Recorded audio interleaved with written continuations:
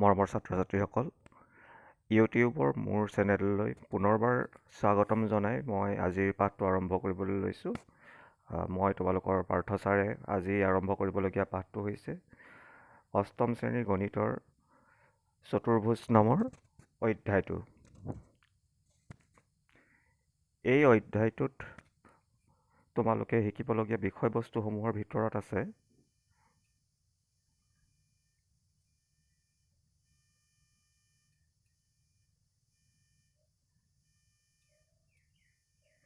বহুভুজৰ নামাকৰণ, অন্তঃকোণ আৰু বহিকোণ, বহুভুজৰ কৰ্ণ, বহুভুজৰ সন্নিহিত কোণ আৰু সন্নিহিত বাহু, উত্তল বহুভুজ, অৱতল বহুভুজ, বিষমবাহু বহুভুজ আৰু সুষম বহুভুজ।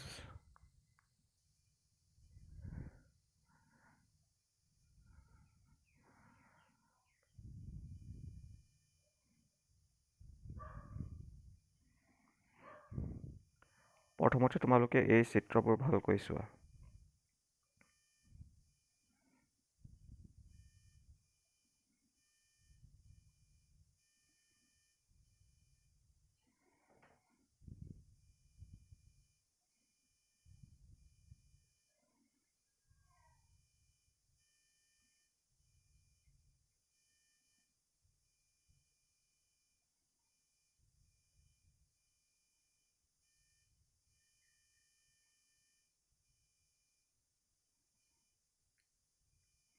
চিত্ৰসমূহ ভালকৈ চোৱাচোন তোমালোকে আকৌ এবাৰ।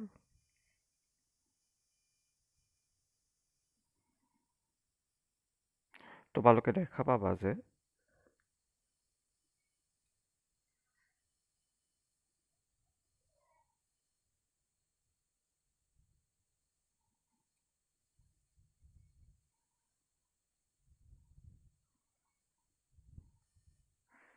ইহঁতৰ প্ৰত্যেকটো চিত্ৰ সমতলীয়,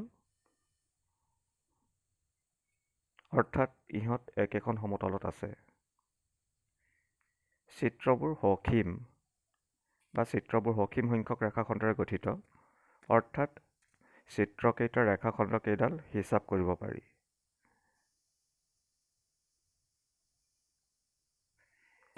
চিত্ৰকেইটা সৰল, অৰ্থাৎ চিত্ৰকেইটা গঠন কৰা বক্ৰই দুই প্ৰান্তবিন্দুৰ মাজত নিজকে ক'তো কটাকটি কৰা নাই। চিত্ৰকেইটা বন্ধ, কিয়নো চিত্ৰকেইটা গঠন কৰা বক্ৰকেইটাৰ প্ৰান্তবিন্দু দুটা একে, অৰ্থাৎ বক্ৰকেইটাই এটা বিন্দুত আৰম্ভ কৰি পুনৰ ঘূৰি আহি সেই বিন্দুতে মিলিছেহি। আৰু এনেধৰণৰ চিত্ৰবোৰক বহুভুজ বুলি কোৱা হয়। চিত্ৰকেইটা পুনৰ মই তোমালোকক দেখুৱাইছোঁ।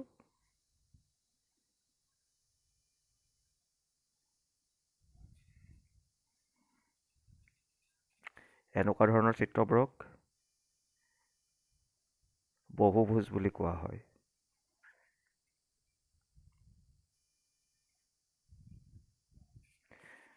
এতিয়া আমি যদি বহুভুজৰ সংজ্ঞা হিচাপে চাওঁ, আমি কি বুলি ক'ম? যে সসীম সংখ্যক ৰেখাখণ্ডৰে গঠিত এটা সৰল বন্ধ সমতলীয় চিত্ৰক বহুভুজ বোলা হয়।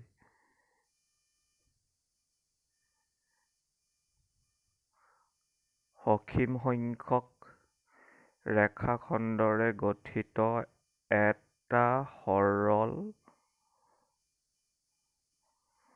বন্ধ সমতলীয় চিত্ৰক বহুভুজ বোলা হয়। আৰু বহুভুজৰ চিত্ৰসমূহ এনেকুৱা ধৰণেই তোমালোকে অংকন কৰিব পাৰিবা।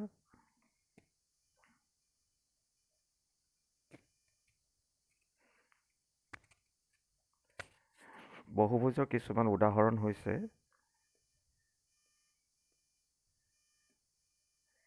ত্ৰিভুজ, চতুৰ্ভুজ, পঞ্চভুজ, ষষ্ঠভুজ বা খৰভুজ, সপ্তভুজ, অষ্টভুজ, নৱভুজ আৰু দশভুজ।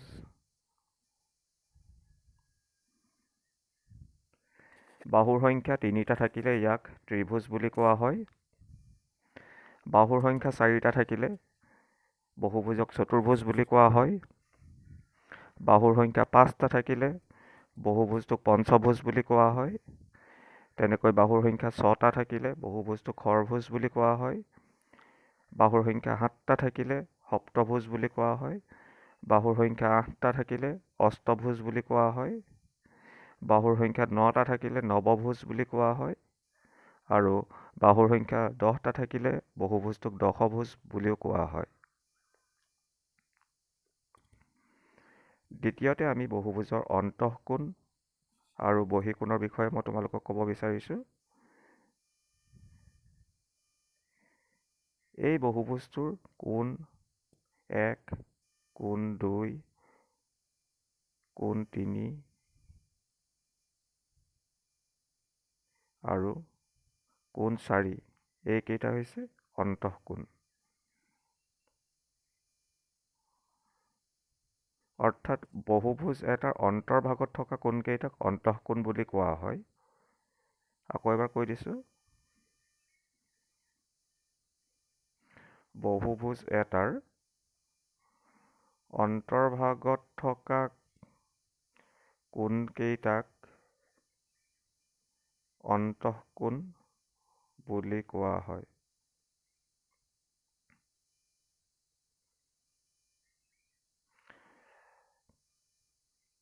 ঠিক তেনেকৈ আমি যদি বহুভুজ এটাৰ কোনো এডাল বাহু AB বাহুডালক যদি বাহিৰলৈ অলপ আগবঢ়াই দিওঁ, তেতিয়া BC বাহুৰ ভূমিত বা বিত বাহিৰ ফালে যিটো কোণ সৃষ্টি হ'ব, সেই কোণটোক আমি বহিকোণ বুলি ক'ব পাৰিম।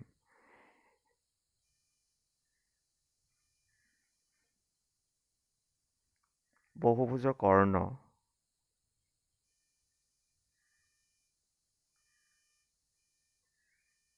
বহুভুজৰ সন্নিহিত নোহোৱা যিকোনো দুটা শীৰ্ষবিন্দু সংযোগী ৰেখাখণ্ডক বহুভুজৰ কৰ্ণ বুলি কোৱা হয়। বহুভুজৰ সন্নিহিত নোহোৱা যিকোনো দুটা শীৰ্ষবিন্দু সংযোগী ৰেখাখণ্ডক বহুভুজৰ কৰ্ণ বুলি কোৱা হয়।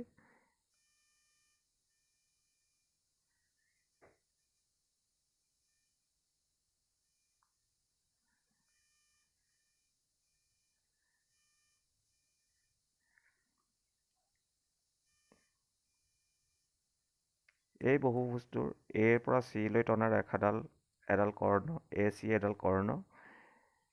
B বিন্দুৰ পৰা E বিন্দুলৈ টনা ৰেখাখণ্ডডাল হৈছে আন এডাল কৰ্ণ। B বিন্দুৰ পৰা D বিন্দুলৈ টনা ৰেখাডাল আন এডাল কৰ্ণ। C বিন্দুৰ পৰা A বিন্দুলৈ আৰু C বিন্দুৰ পৰা E বিন্দুলৈ দুডাল কৰ্ণ আছে। তেনেকৈ D বিন্দুৰ পৰা D, B আৰু DA বহুভুজটোৰ আন এডাল কৰ্ণ।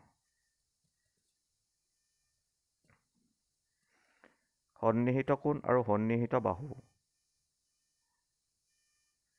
বহুভুজৰ সন্নিহিত কোণ আৰু সন্নিহিত বাহু কাক কোৱা হয়, এতিয়া তোমালোকে চোৱা।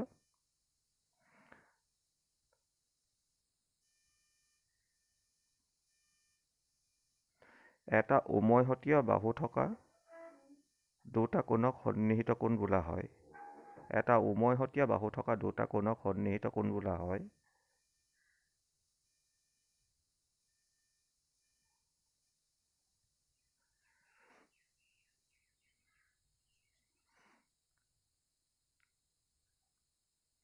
অৰ্থাৎ এই চিত্ৰটোত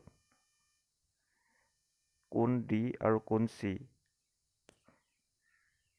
এটা সন্নিহিত কোণ, যিহেতু দুয়োটা কোণৰে উমৈহতীয়া বাহুডাল হৈছে CD।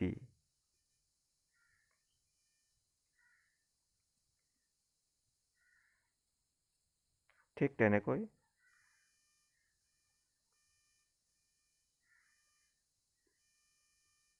এটা উমৈহতীয়া শীৰ্ষবিন্দু থকা দুটা বাহুক বহুভুজটোৰ সন্নিহিত বাহু বুলি কোৱা হয়। এটা উমৈহতীয়া শীৰ্ষবিন্দু থকা দুটা বাহুক বহুভুজটোৰ সন্নিহিত বাহু বোলা হয়।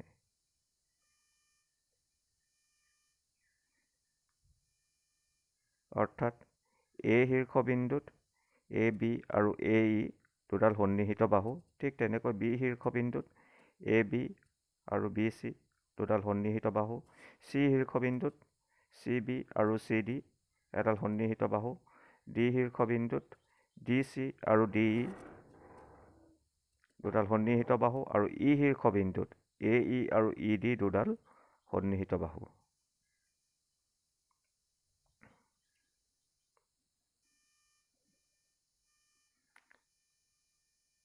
সংজ্ঞাটোত আকৌ এবাৰ চোৱা। এটা সমহতীয়া বাহু থকা দুটা কোণক সন্নিহিত কোণ বোলা হয় আৰু এটা উমৈহতীয়া শীৰ্ষবিন্দু থকা দুটা বাহুক বহুভুজটোৰ সন্নিহিত বাহু বুলি কোৱা হয়।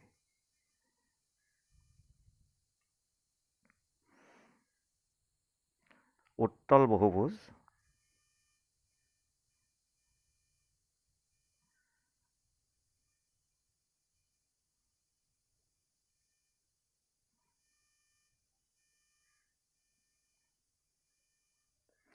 যিবোৰ বহুভুজৰ প্ৰতিটো অন্তঃকোণৰ মান 180 ডিগ্ৰীতকৈ কম আৰু প্ৰতিটো কৰ্ণ বহুভুজটোৰ ভিতৰৰ ফালে থাকে, সেই বহুভুজবোৰক উত্তল বহুভুজ বুলি কোৱা হয়। আকৌ এবাৰ চোৱা। যি বহুভুজৰ প্ৰতিটো অন্তঃকোণৰ মান 180 ডিগ্ৰীতকৈ কম আৰু প্ৰতিটো কৰ্ণ বহুভুজটোৰ ভিতৰৰ ফালে থাকে, সেই বহুভুজক উত্তল বহুভুজ বুলি কোৱা হয়।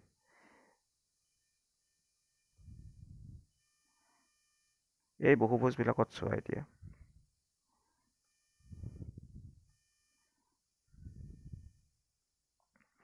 এই বহুভুজ দুটাৰ প্ৰতিটো অন্তঃকোণৰ মান 180 ডিগ্ৰীতকৈ কম। ওপৰৰ বহুভুজটোত কি দেখিছা? এটা অন্তঃকোণৰ মান 98 ডিগ্ৰী, এটা অন্তঃকোণৰ মান 108 ডিগ্ৰী, এটা অন্তঃকোণৰ মান 91 ডিগ্ৰী, এটা অন্তঃকোণৰ মান 116 ডিগ্ৰী আৰু সৰ্বশেষৰ অন্তঃকোণটোৰ মান 127 ডিগ্ৰী। ঠিক তেনেকৈ আনটো বহুভুজৰ এটা অন্তঃকোণৰ মান 113 degree, 125 degree, 117 degree, 115 degree, 114 degree আৰু 114 ডিগ্ৰী।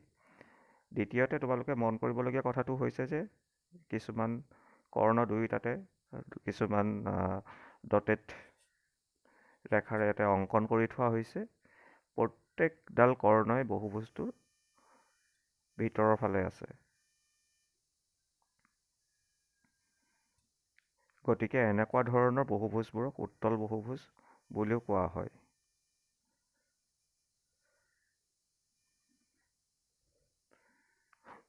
অৱতল বহুভুজ।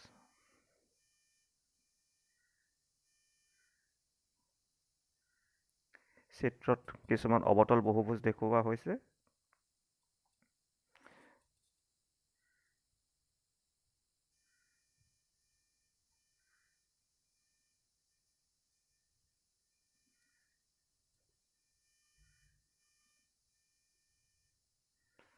প্ৰথমতে আমি সংজ্ঞাটো চাই লৈছোঁ। যিবোৰ বহুভুজৰ অতি কমেও এটা অন্তঃকোণৰ মান 180 ডিগ্ৰীতকৈ বেছি আৰু কমেও এডাল কৰ্ণ বহুভুজটোৰ বাহিৰৰ ফালে থাকে, সেই বহুভুজক অৱতল বহুভুজ বোলে। যিবোৰ বহুভুজৰ অতি কমেও এটা অন্তঃকোণৰ মান 180 ডিগ্ৰীতকৈ বেছি আৰু কমেও এডাল কৰ্ণ বহুভুজটোৰ বাহিৰৰ ফালে থাকে, সেই বহুভুজক অৱতল বহুভুজ বোলে।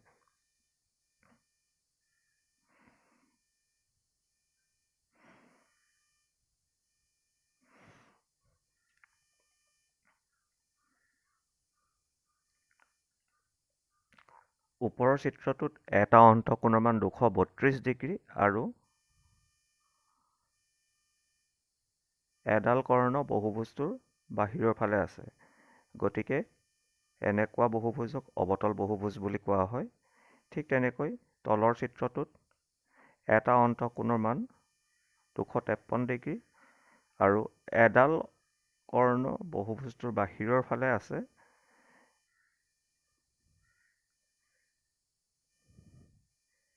ইয়াৰ ওপৰৰ চিত্ৰটোত এটা অন্তঃকোণৰ মান 255 ডিগ্ৰী, যিটো 180 ডিগ্ৰীতকৈ বেছি আৰু এডাল কৰ্ণ বহুভুজটোৰ বাহিৰৰ ফালে আছে। ঠিক তেনেকৈ তলৰ চিত্ৰটোত পাঁচটা অন্তঃকোণৰ মান 180 ডিগ্ৰীতকৈ বেছি আৰু 5ডাল কৰ্ণ বহুভুজটোৰ বাহিৰৰ ফালে আছে। গতিকে এনেকুৱা বহুভুজবোৰক অৱতল বহুভুজ বুলি কোৱা হয়।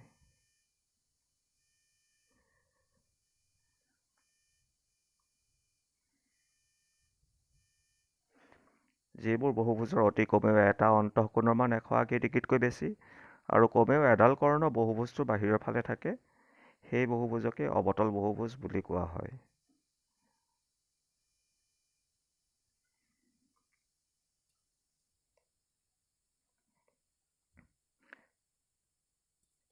চিত্ৰত এটা বিষমবাহু বহুভুজৰ চিত্ৰ দেখুওৱা হৈছে।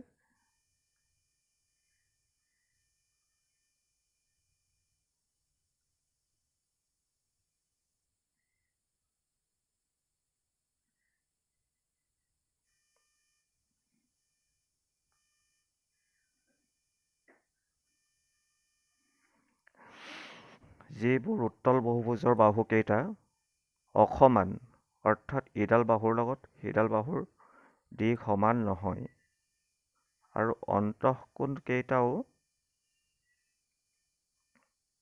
সমান নহয়, সেই উত্তল বহুভুজবোৰক বিষমবাহু বহুভুজ বুলি কোৱা হয়।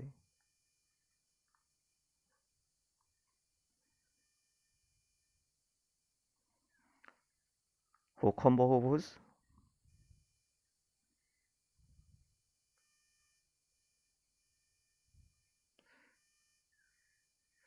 যিবোৰ উত্তল বহুভুজৰ প্ৰতিটো বাহুৰ দিশ সমান আৰু প্ৰতিটো কোণৰ মাপো সমান, সেই উত্তল বহুভুজক সুষম বহুভুজ বোলা হয়।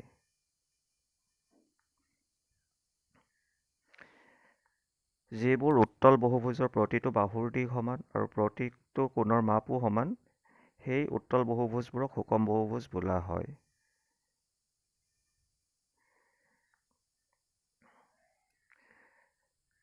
ছাত্ৰ ছাত্ৰীসকল, এই অধ্যায়টোত